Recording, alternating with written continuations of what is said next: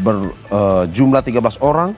Selain itu juga masih ada 3 orang lain tersangka yang sampai saat ini masuk daftar pencarian orang.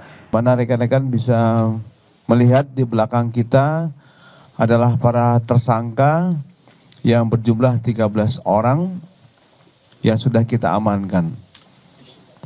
Baik, kita mulai untuk penyampaian press release ini. Siaran pers tentang ungkap kasus tindak pidana penculikan anak di bawah umur dan atau perdagangan orang dan atau barang siapa dengan sengaja mencabut orang yang belum dewasa dari kuasa yang sah atasnya atau dari penjagaan orang yang dengan sah menjalankan penjagaan itu, ya. Kemudian dasarnya adalah laporan polisi, nomor polisinya LPB 176 4 Romawi 2025, SPKT Polda Jawa Barat tanggal 23 April 2025. Adapun TKP yaitu Jalan Sumintapura nomor 12, Desa Sulaiman, Kecamatan Margahayu, Kabupaten Bandung. Modus operandi yang bisa kami sampaikan di sini adalah tersangka AF, ya, yang merupakan perekrut dari jaringan bayi ini, menghubungi orang tua bayi yang mengiklankan bayi yang masih dalam kandungan lewat media sosial, yaitu Facebook. Kemudian sepakat untuk bertemu. Kemudian tersangka AF mengatakan bahwa bayi yang akan diadopsinya akan dirawat oleh diri dan suaminya. Ini modus operandi seperti itu. Kemudian tersangka AF menanyakan persyaratan yang diminta oleh orang tua yang mencari adopter. Dan harga yang disepakati antara pelapor dan tersangka adalah 10 juta. Ketika bayi lahir, tersangka memberikan uang sebesar 600.000 untuk ongkos ke bidan saat akan persalinan, ya, saat akan persalinan.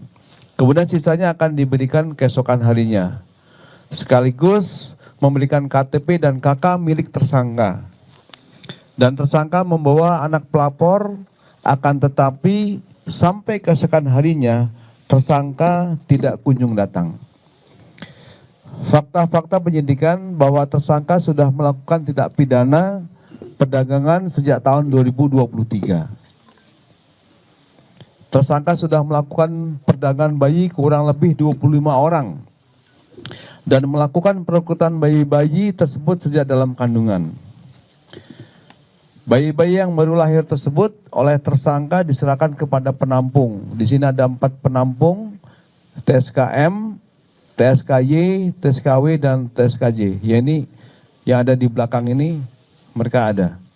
Kemudian dengan harga sekitar 10 sampai 16 juta.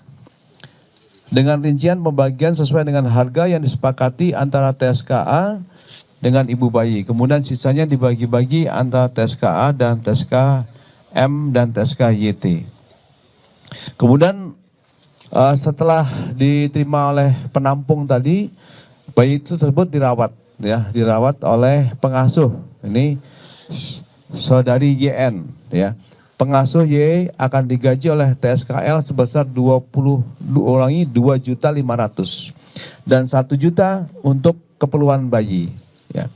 Setelah berusia 2 sampai 3 bulan atau sesuai dengan permintaan TSKL, bayi-bayi tersebut dikirim ke Jakarta. Proses pemindahan bayi dilakukan oleh TSKYN, penyerahan bayi tergantung arahan dari TSKL. Selanjutnya berdasarkan fakta-fakta bahwa bayi tersebut oleh TSKL dipindahkan ke Pontianak untuk dibuatkan dokumen yang berkaitan dengan jati diri bayi, ya, akte dan paspor. Selama bayi-bayi berada di Pontianak, bayi-bayi tersebut diasuh oleh beberapa pengasuh yang berada di bawah kendali S dan kendali L. Pengasuh-pengasuh tersebut mendapatkan bayaran sebesar 2,5 juta dan 1 juta untuk biaya anaknya tersebut. Selain membuat akte kena lahir, paspor, dan dokumen, proses pembuatan dokumen tersebut, tersangka S memasukkan surat keterangan lahir dan KK.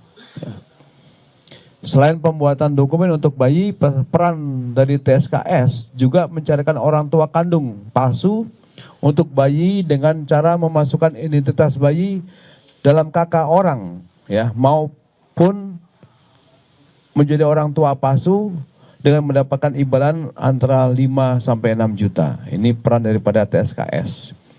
Kemudian bayi-bayi ini selanjutnya diadopsi secara ilegal di negara Singapura. Kemudian uraian singkat kejadian pada tanggal 3 April 2025 pelapor masuk ke grup adopsi Harapan Amanah. Ya. Kemudian pada tanggal 4 April 2025 pelapor menemukan postingan akun lain yang isinya adalah saya adopter mencari bayi yang persyaratannya nggak ribet. Kemudian pelapor menanggapi di kolom postingan tersebut, ya, ada L bulan April jika laki-laki. Ini pada postingannya dideteksi oleh penyidik pada pukul 20.55 WIB. Tersangka AF melihat komentar tersebut dan mengirim pesan Facebook kepada pelapor menanyakan syarat adopsi, dan L yang kemudian berlanjut menanyakan syarat adopsi, ya, berkirim pesan dan bertukar nomor WhatsApp. Jadi setelah berbincangan di media sosial Facebook tadi, mereka akhirnya japri di WhatsApp. Kemudian pada tanggal 5 April 2025, tersangka AF bersama dengan tersangka NY datang ke rumah pelapor untuk membicarakan proses adopsi. Tersangka AF mengaku ingin mengadopsi bayi tersebut untuk pribadi dengan alasan sudah menikah lama dan belum dikaruniai anak. Ini modusnya seperti itu. Dan pada tanggal 6 April tersangka AF membawa istri pelapor ke bidan untuk diperiksa kandungan yang saat itu sudah pembukaan 3 maju ke 4. Sore harinya tersangka AF bersama dengan tersangka NY datang ke bidan untuk mendampingi proses kelahiran. Pada tanggal 9 April 2025 tersangka AF bersama dengan tersangka NY datang ke rumah untuk mengambil bayi yang kemudian diserahkan kepada tersangka DHH. Ya. DHH sudah membawa saudari C, yaitu klien yang mengadopsi bayi saudari C, dengan membayar 11 juta kepada AF, yang pembagiannya 5 juta kepada korban, ya, 2.300.000 untuk membayar biaya persalinan, 600 transfer transportasi pelapor ke bidan, ya, 300 upah tersangka DH, ya, kemudian 400.000 upah tersangka YN, dan 60.000 biaya periksa bidan, 50.000 tersangka AF memberi kepada istri pelapor, dan 2.290.000 untuk tersangka AF. Jadi yang rincian dari 11 juta tadi. Kemudian tersangka AF telah diamankan di rumahnya di Kabupaten Bandung. Dan sejak tanggal 3 Juli, tersangka telah dilakukan penahanan di Polda Jabar. Tersangka YN diamankan di rumahnya di Kabupaten Bandung, dan sejak tanggal 6 Juli, tersangka telah dilakukan penahanan di Polda Jabar. Tersangka DHH dan EM diamankan di rumahnya di Kabupaten Bandung, dan sejak tanggal 6 Juli, tersangka telah dilakukan penahanan di Polda Jabar juga. Kemudian untuk tersangka yang sudah diamankan dari rilis kita pertama kemarin, doorstop itu adalah 12 orang, dan saat ini ada penambahan 1 tersangka menjadi 13 orang dengan inisial Y, usianya 35 tahun, perempuan. Untuk KTP ini di Jakarta, tetapi yang bersangkutan tinggal di Kalimantan Barat, ya, tepatnya di Pontianak, di tempat penampungan tersebut. Kemudian ada 3 tersangka yang saat ini sedang kita DPO-kan, ya, saudari P, kemudian saudari NY, dan saudari YT. Kemudian untuk kondisi anak-anak kita yang saat ini kita tampung di rumah penampungan, dan rekan-rekan juga kemarin sudah ada beberapa yang berkunjung ke sana. Yang pasti sejak awal setelah kita bawa dari rumah penampungan dari Kalbar Pontianak, kita rawat ya, rawat inap dulu di rumah sakit Sartika Asih untuk memeriksa kesehatannya. Ya, general check up sudah dilakukan. Kemudian kebutuhan dari si bayi sudah kita lengkapi, kemudian kita serahkan kepada panti asuhan yang saat ini bekerja sama dengan pemerintah. Kemudian untuk saksi-saksi, rekan-rekan sekalian, bahwa untuk saksi-saksi sudah diperiksa oleh Direktorat Reserse Umum ini berjumlah 13 orang. Ya. Pertama adalah saudara DH sebagai pelapor, kemudian saksi ada kurang lebih 12 orang. Ya. Kemudian untuk barang bukti, rekan-rekan sekalian tadi sudah kita perlihatkan di awal barang bukti yang berhasil kita sita yang mendukung untuk proses penyidikan ini. Namun saya rinci bahwa 13 barang bukti ini terdiri dari 26 lembar fotokopi akte, ya, ada di sini, ya. Kemudian 15 lembar fotokopi kartu keluarga, 26 KTP,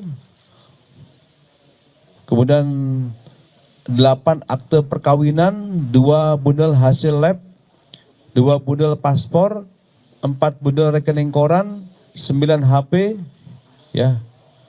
Kemudian 1 lembar dokumen cap notaris, 1 buah ayunan bayi, kemudian 2 buah kartu identitas anak, dan 1 buah buku kesehatan ibu dan anak. Kemudian rekan-rekan sekalian, kami sampaikan untuk undang-undang yang dipersangkakan. Ya, ini cukup panjang, memang karena bahasa hukum. Ya, kita sampaikan bahwa tindak pidana penculikan di bawah umur dan atau perdagangan orang dan atau barang siapa dengan sengaja mencabut orang yang belum dewasa dari kuasa yang sah atasnya atau dari penjagaan orang yang dengan sah menjalankan penjagaan itu. Sebagaimana dimaksud dalam pasal 83 Undang-Undang Nomor 17 Tahun 2016 tentang penetapan Perpu Nomor 1 Tahun 2016 tentang perubahan kedua atas Undang-Undang Nomor 23 Tahun 2002 tentang perlindungan anak dan atau pasal 2 dan atau pasal 4 dan atau pasal 6 Undang-Undang RI Nomor 21 Tahun 2027 tentang TPPO dan atau pasal 33 KUHP. Ancaman hukuman di sini berdasarkan undang-undang yang dipersangkakan tadi adalah paling lama 15 tahun. Kemudian dari rangkaian kegiatan yang sudah dilakukan ini dari rekan-rekan Direktorat Umum, ya, Reserse Direktorat Umum Jabar ini akan melakukan pemeriksaan terhadap saksi ahli, ya, tindak pidana, TPPO dan pusat laboratorium forensik. Kemudian melakukan pendalaman pemeriksaan tambahan terhadap tersangka-tersangka dan saksi-saksi. Kemudian melakukan pencarian tersangka lain, ya. Ini yang sudah kita keluarkan, terbitkan DPO-nya ada 3 orang, yaitu inisial Popo, YT, dan NY. Kemudian melakukan pemeriksaan barang bukti laboratorium forensik terkait barang bukti. Rekan-rekan sekalian, inilah press conference yang sudah kami sampaikan pada hari ini dan di hadapan rekan-rekan juga sudah kita tampilkan tersangka-tersangka yang merupakan jaringan untuk penculikan anak ini dan penjualan anak, dan TKP-nya ada di beberapa tempat, ya, ada di Kabupaten Bandung, kemudian Pontianak, dan yang berdasarkan keterangan tersangka ini sudah melakukan penjualan anak sebanyak 25 dan ini larinya ke Singapura.